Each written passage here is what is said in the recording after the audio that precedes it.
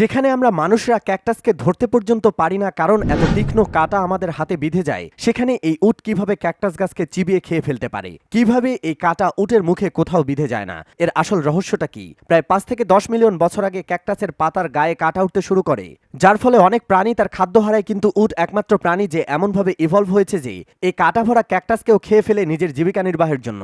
সর্বপ্রথম এদের মুখের চামড়া খুবই শক্ত এবং মোটা হয়ে থাকে এবং এদের চোয়ালের পাশে যে স্পেশাল স্ট্রাকচার তা দেখলে আপনি হয়তো অবাক হয়ে যাবেন। এই যেগুলো দেখতে পাচ্ছেন এগুলি হলো চোয়ালের ভেতরের স্ট্রাকচার বা কাঁটাযুক্ত এবং পাথরের মতো শক্ত। একে বলা হয় প্যাপিলিয়া। এটা ওই 13টি প্রোটিন দ্বারা তৈরি যা দ্বারা আমাদের মানুষের নখ তৈরি হয়। আর এই ভয়ানক স্ট্রাকচারের কারণেই উট ক্যাকটাসের মতো কাঁটাযুক্ত ফলও অতি সহজেই খেয়ে ফেলে। শুধুমাত্র উট নয়, আরও একটি প্রাণী আছে যা উটের মতোই এরকম স্ট্রাকচার রাখে, আর সে হলো পেঙ্গুইন। পাখি না হওয়া সত্ত্বেও পেঙ্গুইন মানুষের মতো দাঁত রাখে। সবথেকে অবাক করার বিষয় হলো পেঙ্গুইনের দাঁত মুখে নয়, জিভের উপরে থাকে, যা মাছকে ধরতে এবং মুখের ভেতরে ধাক্কা দিতে সহায়তা করে।